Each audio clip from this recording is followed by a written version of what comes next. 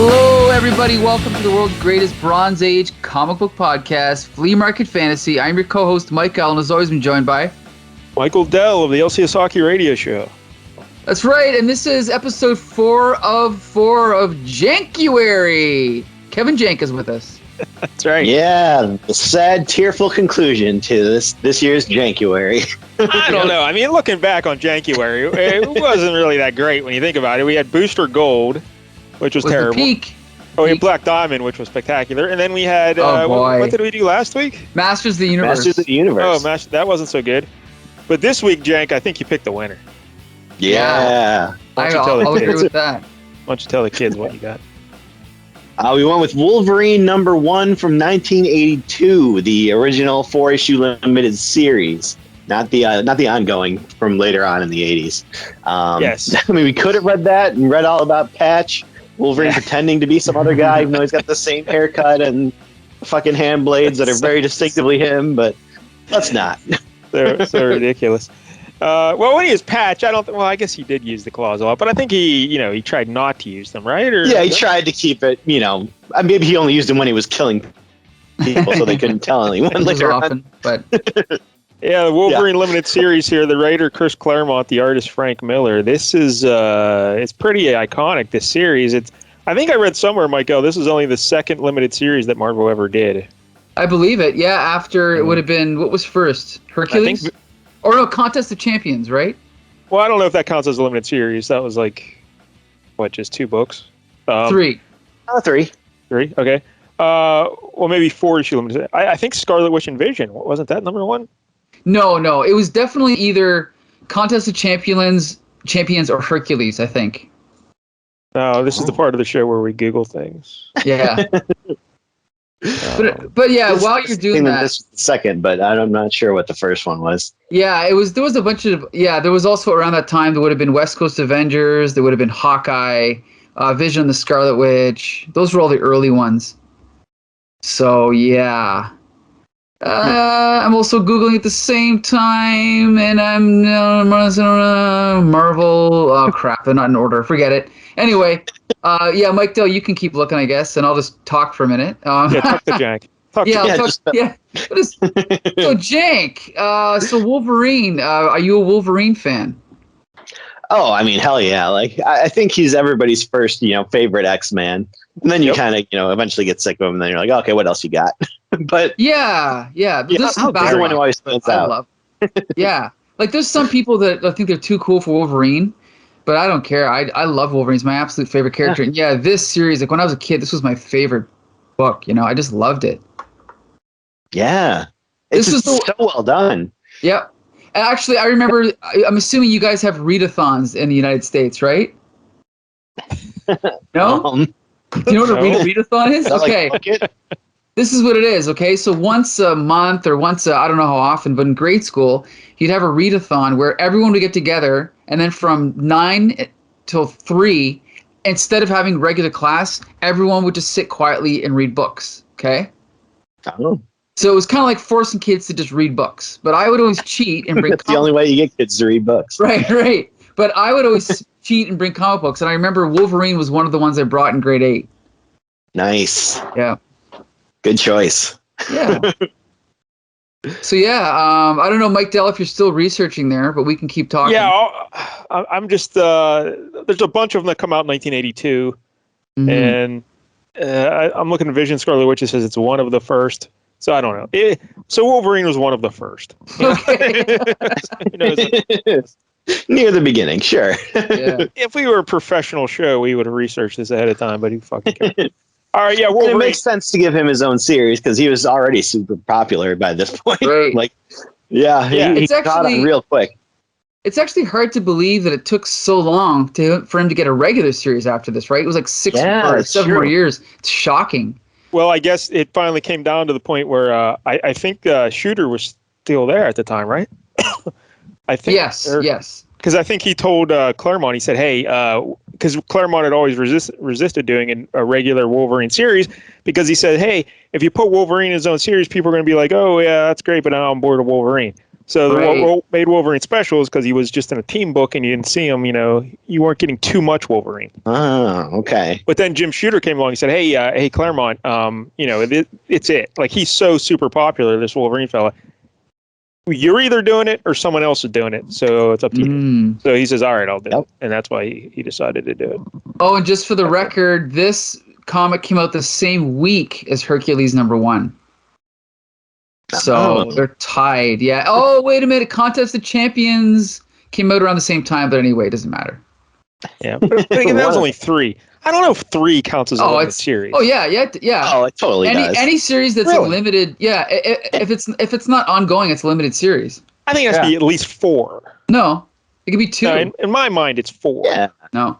I mean, there's one shots, which are just 1, and then anything more than that is a limited series. Yep. That's it. Because Mike, on DC, you have to at least get to 4 to be a mini, right? Yeah. I think anything between 2 and 4 is a mini, and anything over that is a maxi. Oh no, that's 2. All right, nonsense. Well, what would you call something that's 3? A hat trick. Actually, I don't know if you remember, Teenage Mutant Ninja Turtles made a joke of it. They had 1-issue micro series just to kind of make fun of the whole naming convention. Yeah. Yeah.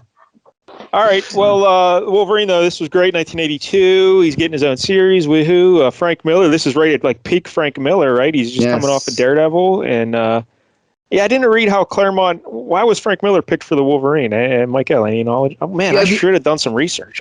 This is all from memory, and correct me if I'm wrong, but Chris Claremont and Frank Miller were on their way to a comic convention. It might have been San Diego, and they were stuck in traffic. And they just started spitballing ideas, and they came up with this whole series while they were stuck in traffic. So I think that's why they ended up working together. Yeah, because Miller didn't really ever.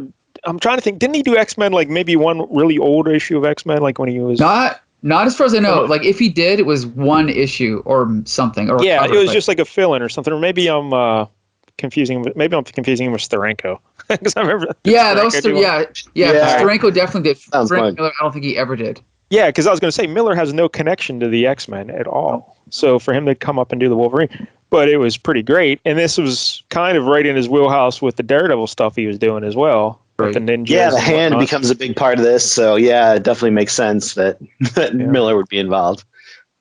So Jank, why don't you give us the quick summary of the entire mini? Like, just give us an overview of the entire miniseries. Like, what's the story about? So basically Wolverine has kind of been seeing this girl, Mariko Yoshida, who is, I guess, like some kind of UN representative from Japan or something like that. So they'd kind of been dating, and all of a sudden she up and disappears. And he's like, well, that's weird. I better go find out what's going on with her. So he goes to Japan to find her and figure out what's going on. It turns out her father is back, who is this big crime lord, and everyone thought he was dead. But he's back, and he apparently had some debts that he owed somebody. So to pay them off, he basically gave away her hand in marriage to some creep. And Wolverine doesn't take too kindly to that, especially because he's a big asshole and has been beating on her, apparently. So just to be clear, Wolverine's not the big asshole who's been beating on her. The husband. The husband, yeah. So basically, most of the series is Wolverine, tries to fight this guy early on, gets his ass whooped.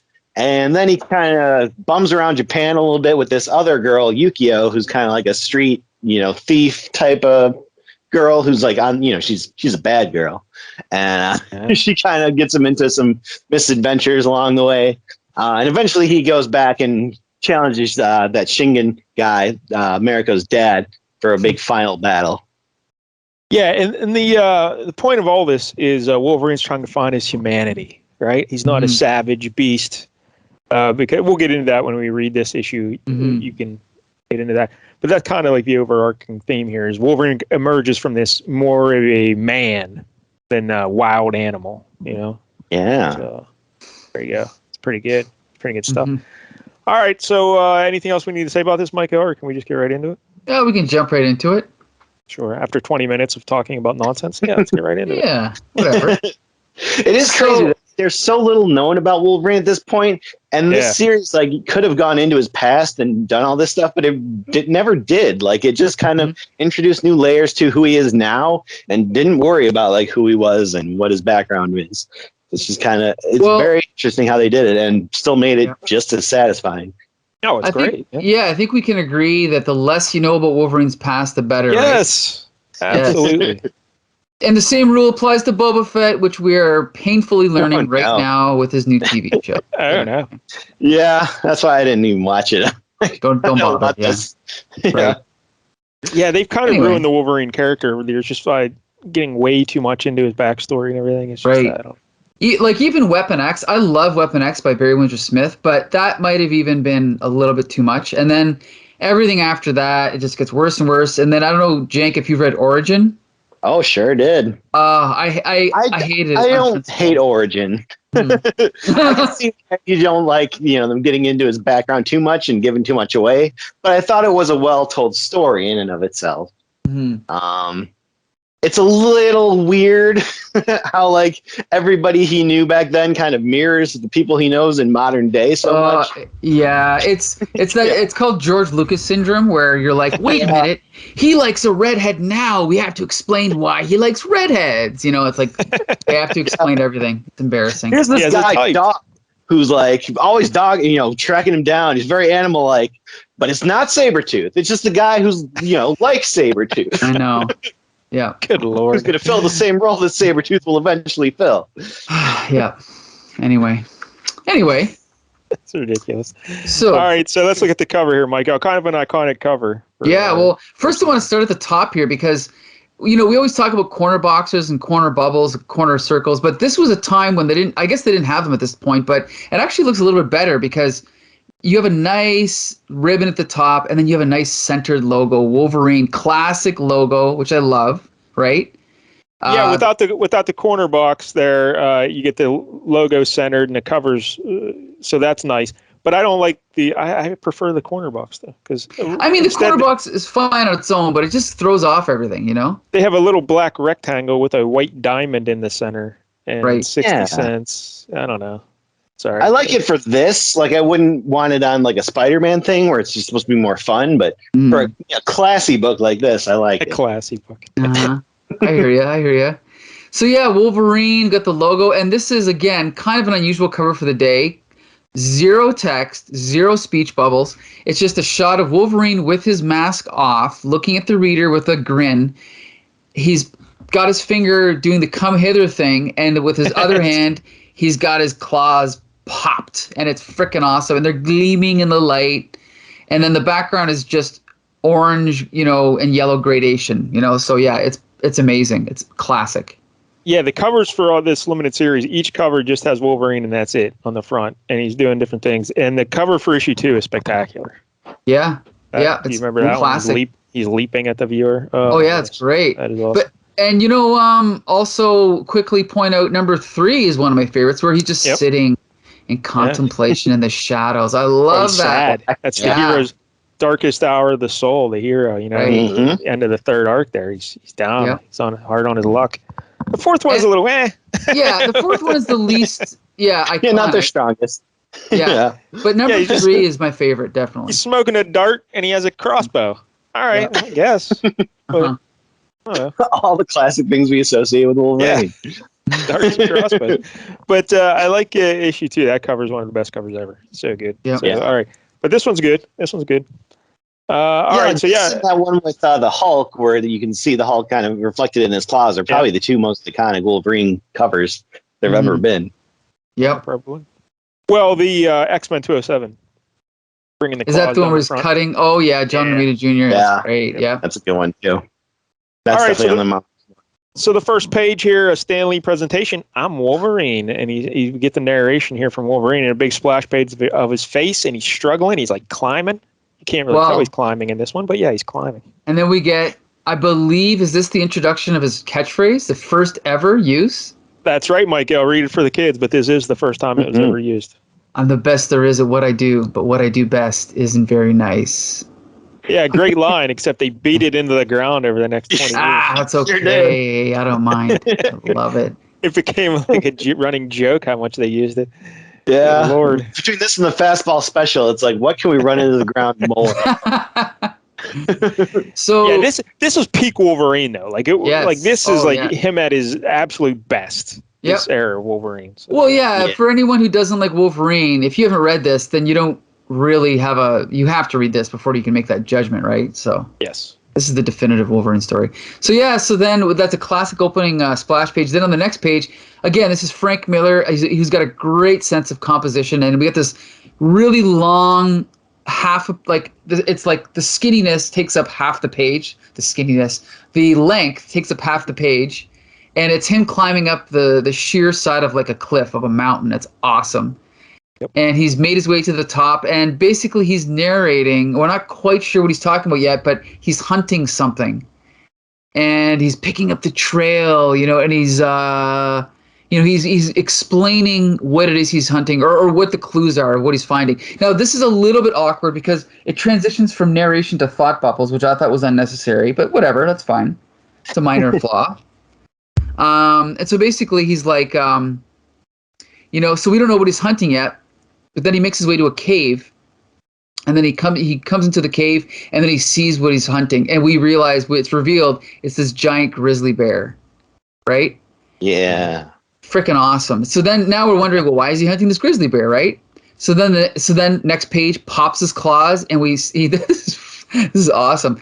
He pops his claws, and then in two separate panels we see his arm like swipe down, and in the next panel we see the bear's arm gets sliced, and then in the next panel, the bear's completely armless, and then Wolverine's taking another swipe at his chest, and it's freaking awesome. And but look at the use of negative space there. Back. yeah. But the use of negative space there, because we get like what would be a panel spot, it's all white with text. Right. And then we get more negative space at the bottom. And Miller's doing great stuff here. Great. Yeah, you're right. That empty space emphasizes the lack of arm. It's freaking great. Yeah. And then the next page, Wolverine is like up on the bear's like chest, and we see him like, with his arm back. And then the next shot, he's lunging into the bear's chest, and then the bear is dead. So now we're wondering, well, why did he kill this bear? Well, then basically he explains that the bear has been shot with an arrow with an illegal barbed point coated with poison. So basically a hunter shot this bear with an arrow but didn't kill the bear. Then the bear went crazy, and the bear killed 7 men, 3 women, and 5 children. Yeah, that bear was busy. Yeah. Holy fuck. Yeah. So then, of course, we get this awesome Wolverine narration. He's like, he as much as murdered him. Now's the time to balance the books. So then we cut to the next scene, and now he's going to this bar, right? And we see he had to walk 57 miles, Michael. 57 miles. He hunted this hunter. Yep. So he walks into this bar, and there's all these guys sitting around, drinking beer, doing whatnot. But then we see this again, cool shot by Frank Miller, where everyone else in the bar is rendered just in a black ink.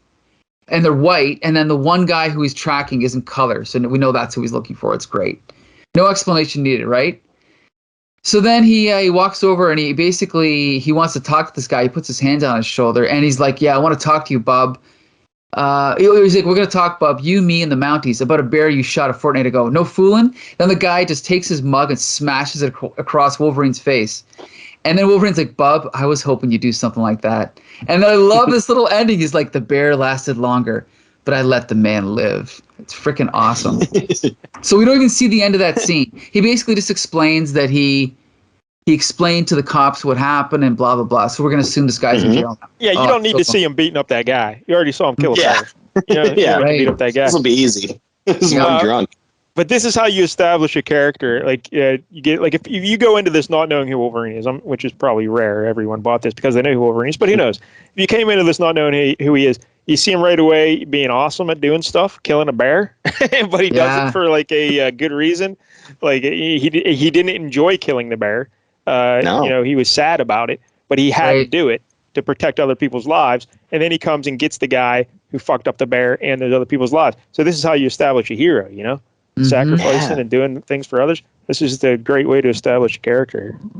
And this was another thing they did over and over throughout the years was him going after hunters who were doing it wrong. So right. This was the first of many. that they Oh, would wait, do. you mean they did the same kind of thing later then, too? Oh, yeah, all the time. Oh, man, that's ridiculous. Anytime there's a couple like, oh, we need a Wolverine, filler story here. We got a couple pages to fill up. Oh, he's going to go after some hunters. Probably. This guy shot a squirrel. Get him, Wolverine.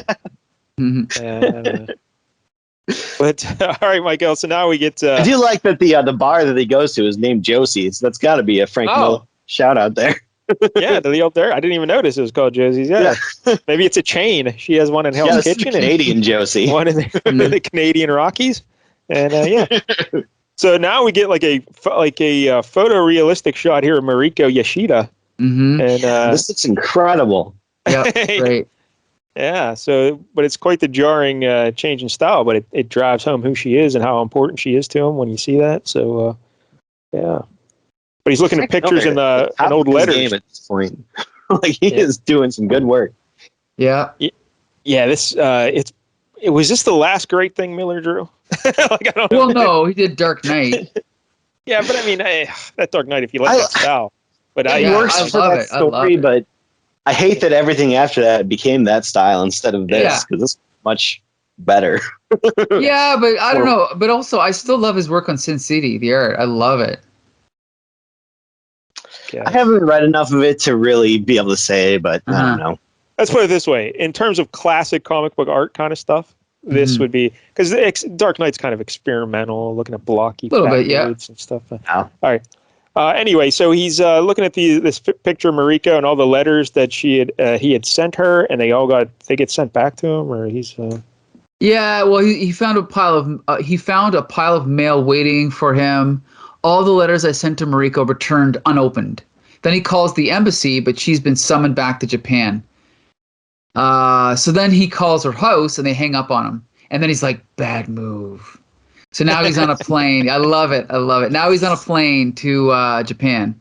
Yep.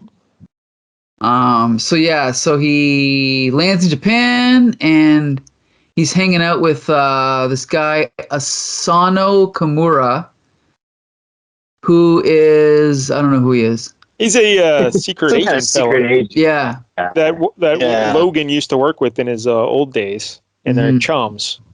And he's asking him for like some info on Mariko and what the hell's going on, and he still can't get a hold of Mariko, and he starts to explain that her old man's back or whatever, and this is where he finds out she's married. That's this is where so I love that shot. This is classic Marvel where we see Wolverine in the foreground all shocked, and in the next panel we see the fist, right, of anger. I love that. He says, Logan, she's married, and you get that close up, and his face is in red and the background's in yellow, and then we get the fist. Yeah, so he's rocked by this info. Right, yeah. So because she's basically been forced into this marriage, which pisses him off even more. And then of course he punches a lamp. Yeah, he smashes it. I hate lamps. And then Wolverine's like, I can't live without her. I've got to see her. So then he suits up, and then the next panel, it's just this nice full-page shot of him walking, all like really coolly lit in his classic brown and orange costume, which I love. Yeah, I guess there's one line in here I didn't really like, but whatever. But I think he says something like, I can't live without her or something. Yeah. Really? I don't know. I thought you were living pretty good without her when you're up in the Canadian Rockies there. Wow. Been alive for like 200 years. Yeah. Yeah, but he only remembers like 9 months. 5 of them. So. Yeah, that's true. I mean, he's off gallivanting around with the X-Men. If he couldn't live without her, why isn't he in Japan with her all the time? No, but I think he only met her like a few issues ago in X-Men, or like a year earlier, right? Well, Mariko's first appearance, I think, was in Uncanny X-Men 118, whichever. Was. Oh, whatever. But at the same point, but I'm just saying, I never get the idea that, oh my God, he couldn't live without her. I would have just. She's always in the road or in space. Yeah. How much does he see in her anyway? You can imply he's feeling that without him actually saying those words. Yeah. Okay. That's the only complaint I have. Yeah. All right. So then now he's gonna go to the Mariko's family's ancestral stronghold, right?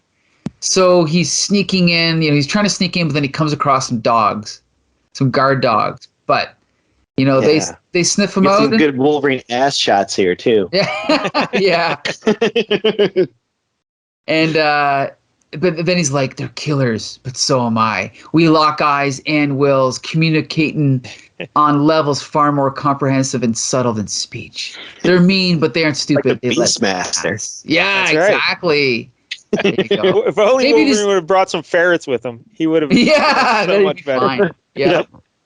They'd bite that old man's jugular right out. So yeah. So then he climbs the wall like a monkey. He just climbs right up the wall. Yeah. Yeah. Breaks in.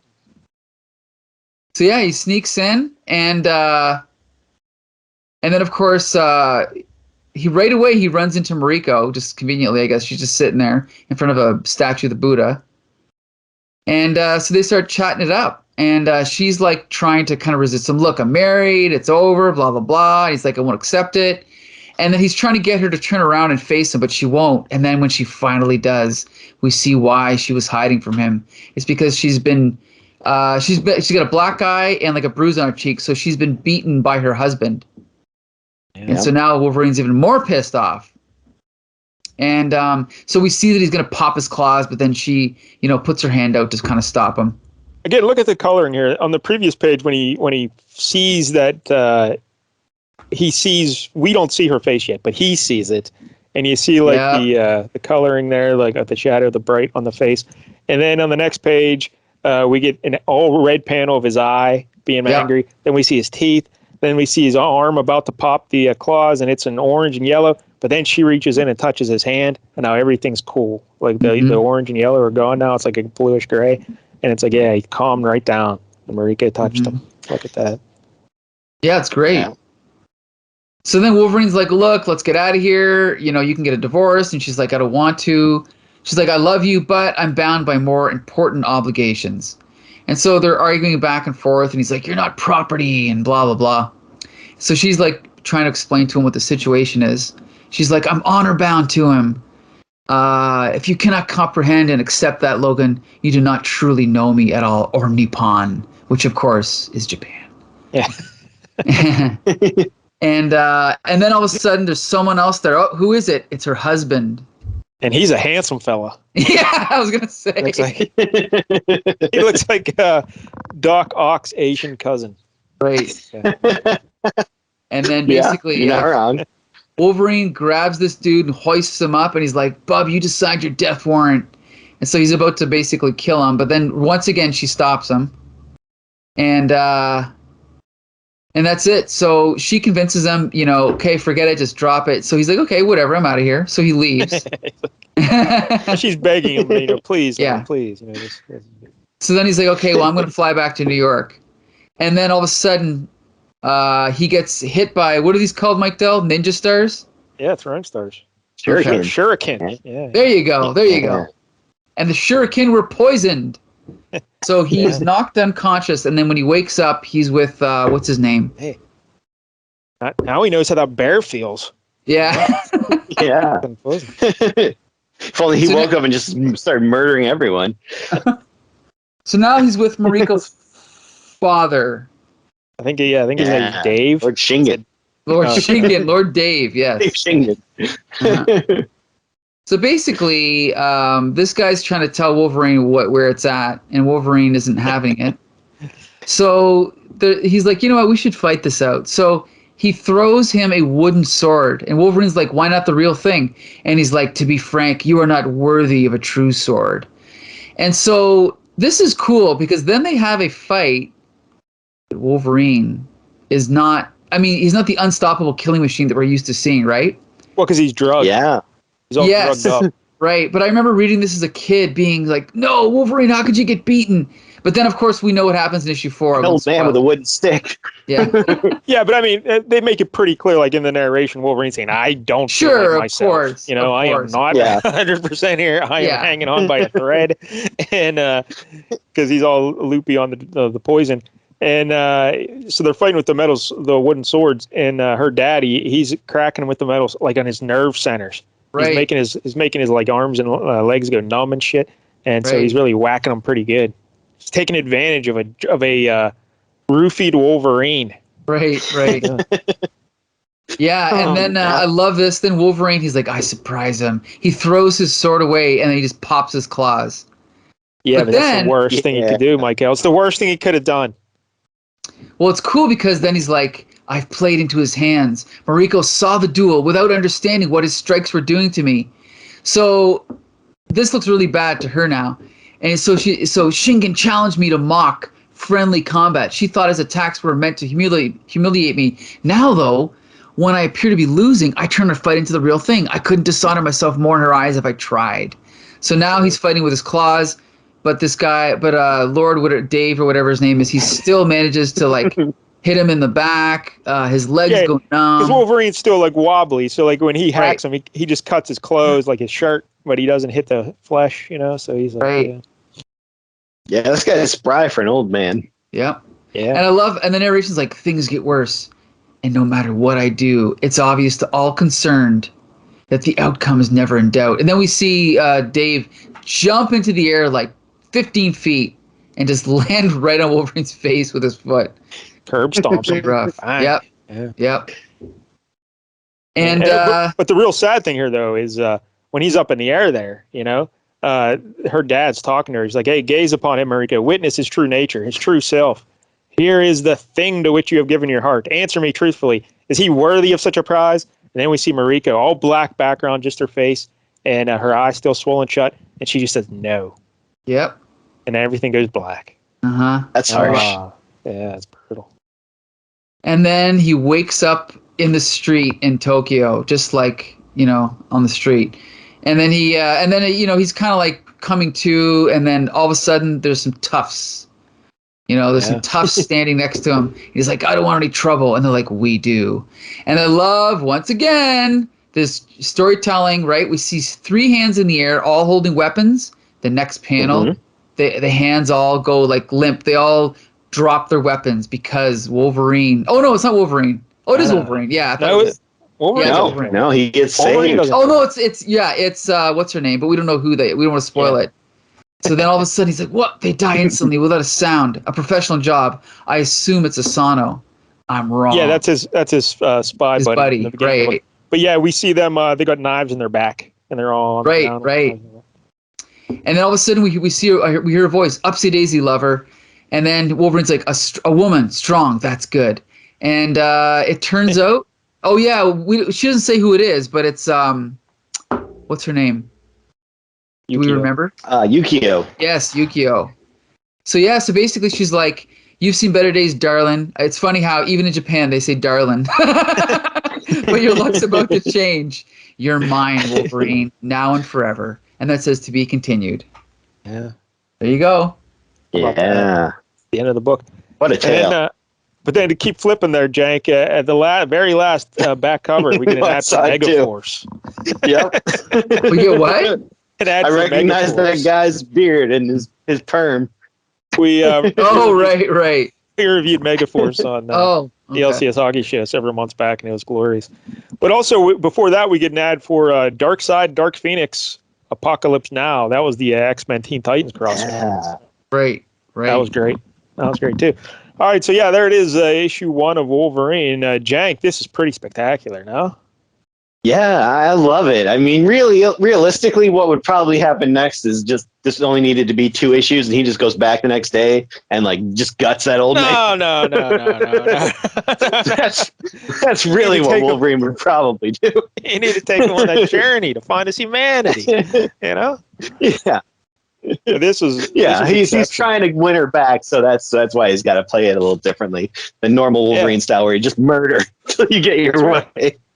That won't work in this case, but. But I haven't read this since I was a kid, story. And it was really, really good. I was amazed. Like, it held up. I was always, you're always nervous when you read something like after all these years, like, oh, this is probably going to be terrible. But no, this is excellent. This is top shelf. This is as good as it gets. This is clearly elevated above even just the normal X-Men, like monthly books that Claremont was doing. Yes. Yeah, see, that's a good point, because I've gone through phases where I loved Claremont, then I hated Claremont, then I loved him, then I hated him. But when you read this, it's clear he's a good writer. Like, I love this. And obviously he's helped by Frank Miller, but I mean, it's not just the art though and the storytelling. Like, the actual dialogue is better, like you said, than the average issue of X-Men. It's better. Like, the dialogue's better, the narration's better, everything's better. And we should mention the inker here is Joseph Rubenstein, and he did great work. And also the colorer is it Glynis Wine? Lynn Wine's. Oh, right. You know, I gotta say though. Oh, I go think ahead. the coloring here is awesome. Yeah, I gotta say though, to be honest, Joe Rubenstein is my least favorite thing about this book. Really? Yeah, I've always felt like he just makes. I don't really like him to begin with, and the other problem I have with him is that he inked almost every page of the Marvel Universe Handbook, and so he kind of gives it like a homogenized look, and so I'm kind of like sick of his inking, and so. But don't take that out on his work here in Wolverine. I'm just saying that it kind of makes it look less Frank Miller-y and too Joseph Rubenstein-y, you know? I suppose, but I think it's really good. Did he ink like that Mariko photo? Because that's amazing. Look, of course, that's amazing. That's amazing. I'm just saying that, like, that's kind of why I always liked his art on Dark Knight better.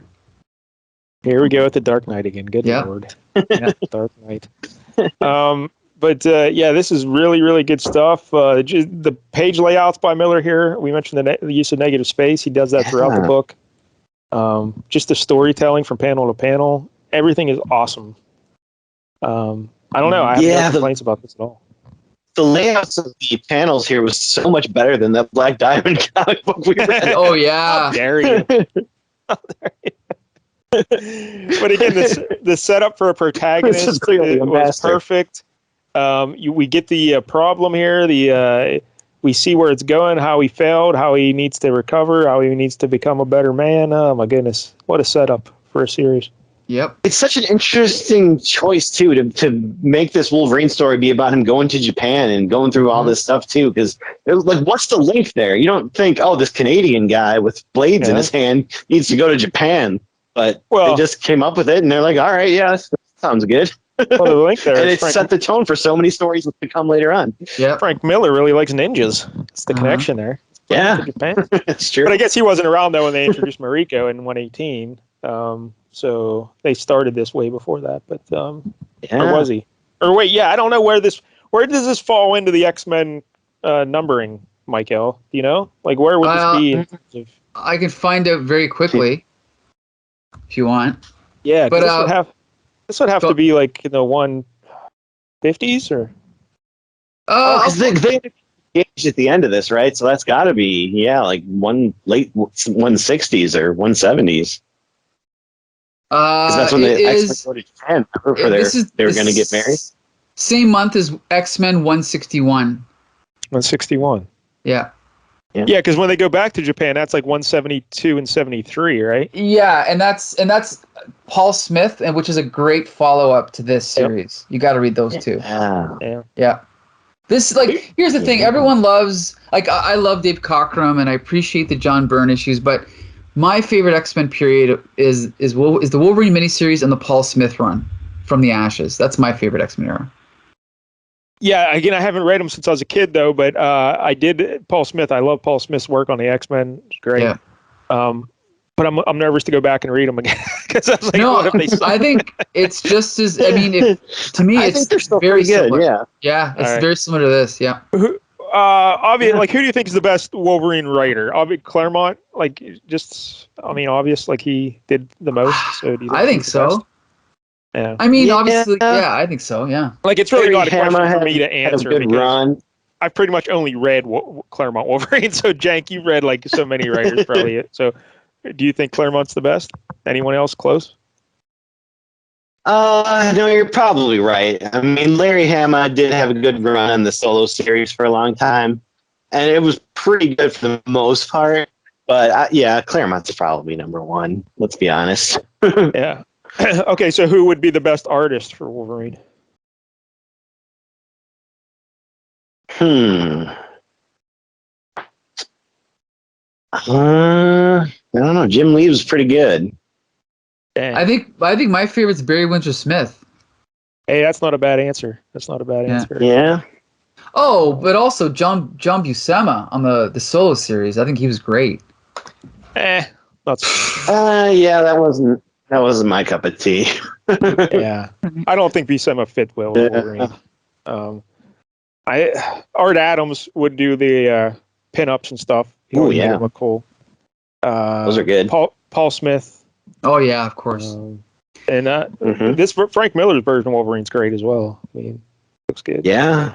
But I don't know. That's a tough call. I don't know who the best one. Barry Windsor Smith, though, that's a really good one. Michael. And I just got to mention for newer Wolverine writers, what's his name? Greg Rucka did a really good run when they rebooted Wolverine the first time in around 2003. The first story was called Return of the Native, and it's a really good. I think it's like an 18-issue run by Greg Rucka. And Derek Robertson. It's excellent. Yeah. All right, take your word for it. Hey, Jank, that was one of the. Are you still reading Wolverine stuff? Terrible. No, Jank, do you still read any Wolverine? No. I gave up a while ago on the X-Men books in general. So is he back? Because they killed him off. Is he back alive now? Or Yeah, it lasted a couple of years, and they brought him back. How did they explain that he came back? I can't even remember at this point. I want to say they Shadowcat was going to phase him out, but then it turned out he was already out and has already been brought back to life by some secret organization or something. Good Lord. I don't know. It was dumb. Now I know they're doing some kind of I think it's a limited series called the X Lives of Wolverine or something like that, where there's he's getting some kind of super new powers and something like that. It's like, ugh, who wants that? Like he's now a cyber Wolverine. It's like, who needs this? You don't need Wolverine to have taken a lot. For a second, I thought you said the ex-wives of Wolverine. Like, oh, that'd be interesting. He's married to Zsa Zsa Gabor in the 40s. Wait, what happened there? What was that? Wolverine gets around. He's probably banged most of the Marvel Universe. Him and Daredevil, between the two of them, they've gotten everybody. But in fairness, Daredevil's only had, the one life here. Wolverine's been around for hundreds of years, right? He's been. Yeah. Did they ever say when he was born officially? Like what year? I don't think they give you official year, do they? Yeah, it was more like the 1870s-ish, but no, I don't think they have as an official year. But around then, I would say. What about Mike L? Did you like Old Man Logan? Actually, yeah, that was really good. But I forgot, Mark Miller, he had 2 runs on Wolverine. He had Old Man Logan and another one, and they were both excellent. Yeah. Yeah. Yeah, where he got taken over by the Hand. Yes, that was great. I was surprised how good that was. Yeah, that was pretty good. Yeah. There you go. There's John Romita Jr. If you like the Wolverines, you can read that kind of stuff. And absolutely. I really haven't read any new Wolverine stuff at all. So there's a lot of crap. I should also mention Jason Aaron. Jason Aaron is a great writer. I don't think I've read any of his Wolverine, but he did do a lot. Unfortunately, he also did a lot of that. After they did Wolverine Origin, they did a monthly series called Origins, where it was just let's just run this thing into the ground and have him explore every single memory he's ever had, Ridiculous. Well, Jack, I need you to explain this to me. A secret son that he didn't know about. Yeah, I was right about to ask you. So now he has a son. Is it Daken? Dakkan or something like that, or Doc? Yeah, Daken. I think this is Dakin. I don't know. And he has 2 claws out of the top of his hand and one out of his wrist, lower wrist. Is that? Yeah. Yep. That's correct. That's just fucking stupid. That's I don't know, you're poking a hole in something, I guess. Yes. If you're eating, I don't know. And then he's got X-23. Now, she's no relation to him? She's a female clone of him. Uh-huh. So for some reason they were cloning him, but they couldn't make a male clone. So they had to settle with a female, I guess. All right. I don't know how that works. Like Jurassic Park logic, maybe. And wasn't there a book for a brief time called Wolverines, plural, Squirrely Dan version, Wolverines? So, were there multiple Wolverines running around? What was going on there? I think that was after Wolverine died. And then it was basically all the characters kind of like X-23 and Daken and Sabretooth, all, the Wolverine legacy type characters all in a book dealing with Mr. Sinister or something. Oh, good Lord. I think it's gotten even stupider. I think even X-23 has a clone of herself now. It's even younger. So now it's oh my goodness. Like a fucking 8-year-old clone of her. It's what the fuck is this? Why is this happening? Just let it die. There was one Wolverine. That was good. Go back to that. You know what? We can't end this discussion without mentioning the movies. I got to talk about them quickly because First of all, Mike Let's Dell, talk have you about that seen the first movies? one. Yeah, Yeah. I've seen most of them. It's the first one is one of the stupidest movies ever made, ever. The first one had like a pretty cool like scene or two, like at the beginning when like in the bar with Sabretooth and stuff. That was pretty cool. But then at the end, Deadpool, Ryan Reynolds is Deadpool. Like, and then it's garbage, and they're fighting on top of that like smokestack. It's just garbage. Oh my god. Yeah, it is a terrible movie. Good lord. Mm-hmm. But then the second one is, I don't know if you guys realize it, the second one is a very half-assed adaptation of this miniseries, eh? Yeah, in the sense that he's in Japan and shit. Yeah. Yeah, we actually get to see his mask in that movie, right? Right at the end, don't they show us? Or was that a cut scene? That's a deleted scene. Deleted. Why would you delete that scene? Well, because this they hate everyone. Yeah. Oh, how dare you, Michael? Well, at least that design of it. In comics. Oh yeah, but it wasn't like the real suit. It was like a metal version of the suit. So I don't know. I didn't like it. But I thought that movie. I remember I watched it once, and wasn't that who's the girl in there? The villain, the female villain. Viper. Viper, yeah. I thought it was okay. Like it wasn't terrible. Yeah, it was pretty good. It was watchable. Yeah, it was an okay step movie. up from the first one, but it's still not very good. Yeah, well, because it was directed by what's his name? Oh geez, now I can't remember. But yeah, the guy who directed Walk the Line and Ford versus Ferrari, whatever his name is. You know what I'm talking? James Mangold. He's like an actual good director. And then the thing is, he also directed Logan, which was a good movie. Actually, a good movie. That was a Jack. Did you like Logan? I did not like that one. No. Wow. What? Not on board.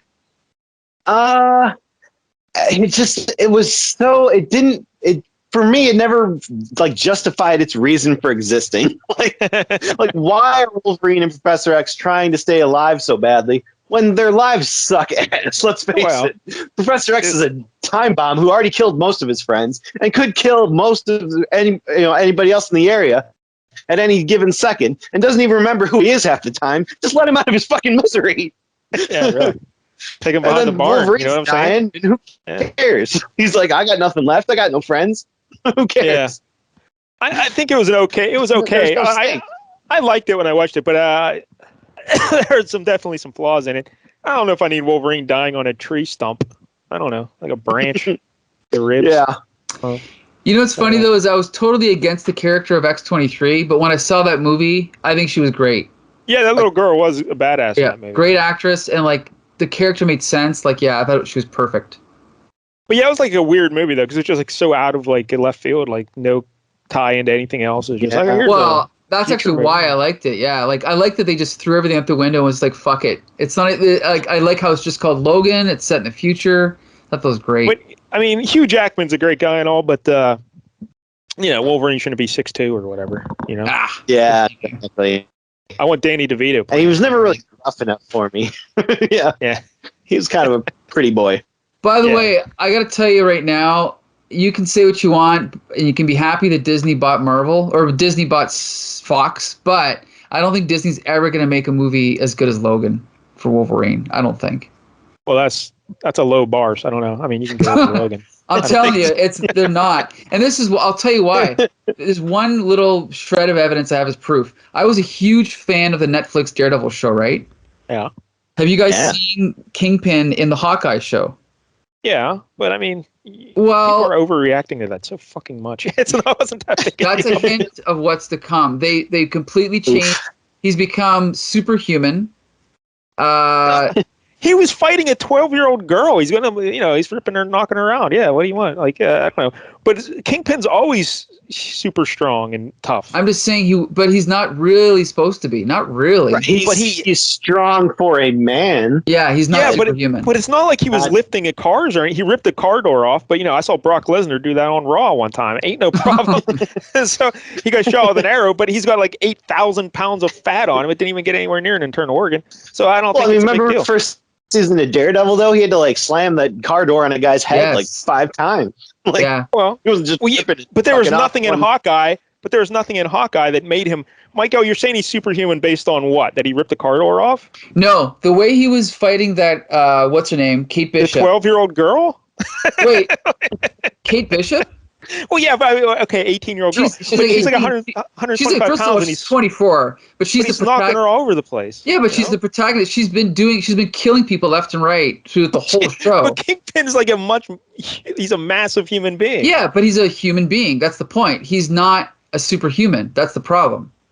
But Michael, when you're that big of a man and you're fighting a 125-year-old girl, you can throw her all over the place. It's not a big deal. I don't think it's. I'm saying it's completely the ridiculous part of that whole show was her beating up 200-pound men throughout the entire show when she had like no concept of fighting. But that's the thing, though, is that that's Disney, and that's why Black Widow running on debris as it's falling through the sky is not as interesting as Daredevil on Netflix. Like, remember the big fight scene in episode 2 of Daredevil? The one take? Yeah. I remember.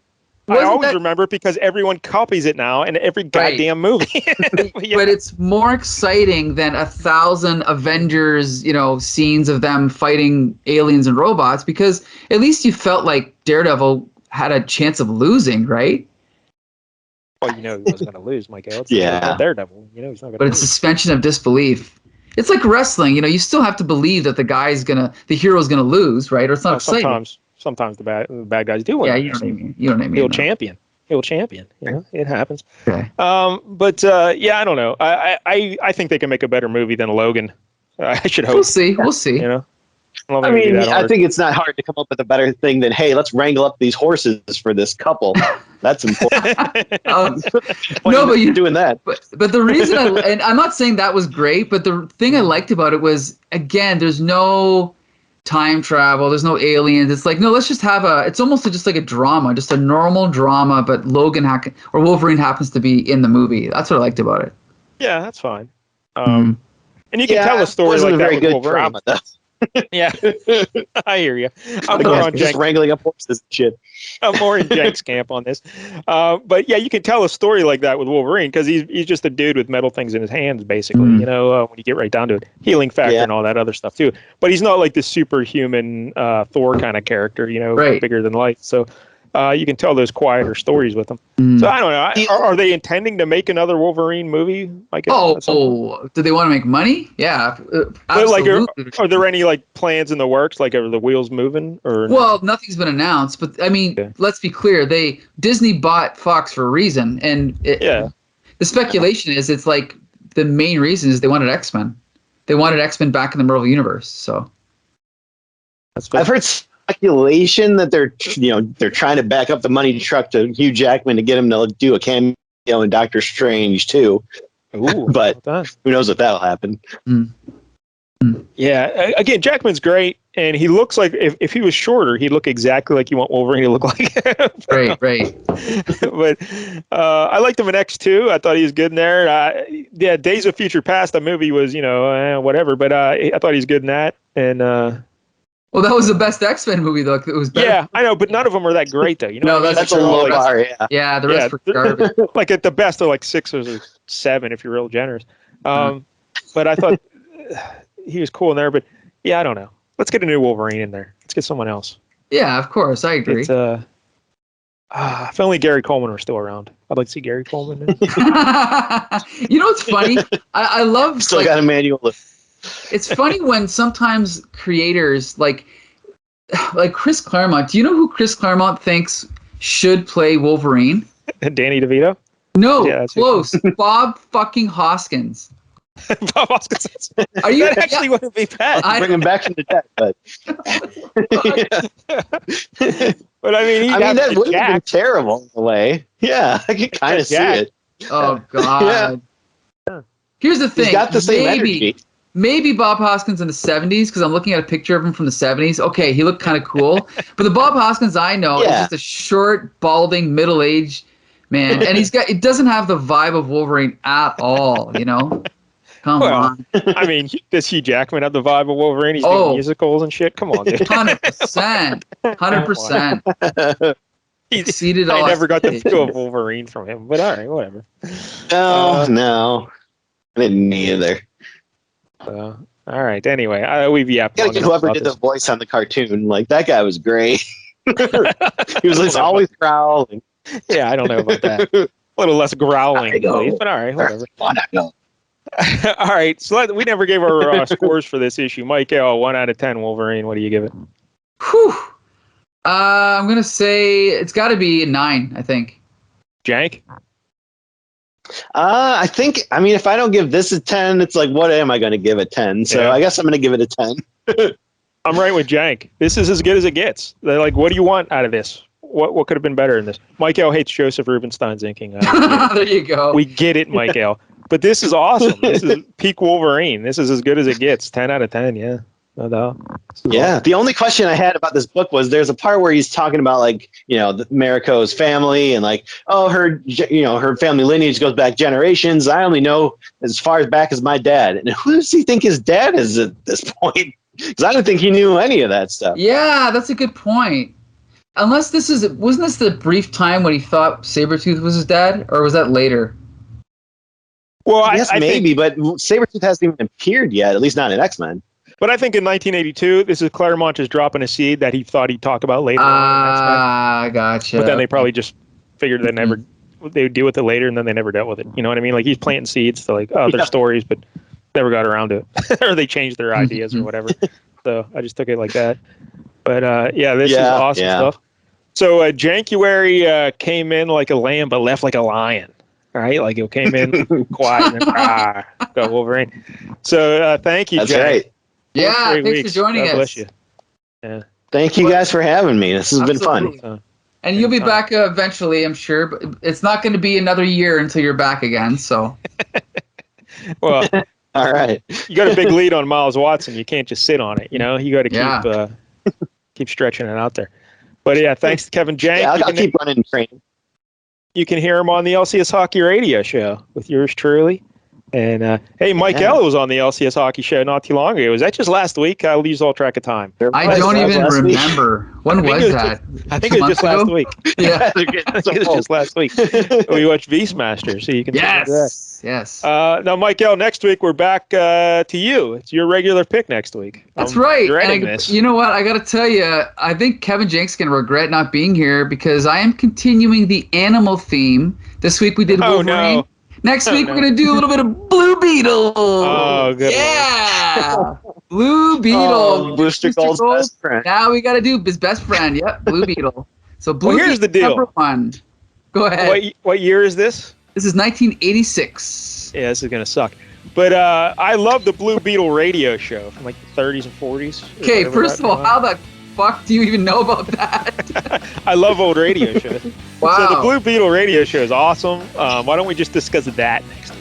Well, see, no, this is now. Here's a little thing: is do you have access to this? Could you play a file during the show? See, this is the problem we've encountered with Skype. Can you play sound clips on Skype? I don't think there's a way to do it. But last week it fucked up my computer, and we had all kind of problems. So I don't. In theory, maybe. If you played it off of a separate device, there'd be no issue, right? But then you need 3 devices. Hold it up to the microphone, but it sounds like garbage. Yeah. That didn't work great in the Grease 2 episode. Yeah. So, but maybe, yes, I actually do have a Blue Beetle clip, I think, on my computer, because when we did a show on LCS about old school radio shows, I believe I have a clip of the Blue Beetle. But I don't know, we'll see. But so Blue Beetle, number 1, 1986. Yeah. Any creators of note? Len Wein, one of your favorites, creator of Wolverine. That's right. Paris Cullins, who you've never heard of, and Bruce Patterson, who you've never heard of. Paris Collins is the artist? Yep. Is that a lady or a fella? Nope, I believe it's a feller. Oh, then Paris. Paris Collins, yep. Michael, when you said you were going to keep the animal theme going, I thought for sure you're doing Animal Man, and I'm like, oh wait, that's not in the 80s, right? Or Animal Man? That might. It's just right at the end of it. On the cusp. Yeah, it's on the cusp. You're giving me an idea. Because Michael loves Animal Man. Oh yeah. Fuck. Oh yeah. I love Animal Man. All right. Woo! All right, so yeah, you can hear every episode of Flea Market Fantasy on Stitcher, Spotify, and Apple Podcasts under Comic Book Syndicate. You can also follow us on Twitter, YouTube, Facebook, and the Comic Book Syndicate website. 1 week I pick, 1 week Mike Dell picks. They're always Bronze Age. They're always awesome, except for sometimes when they suck. But yeah, until next Tuesday, disperse!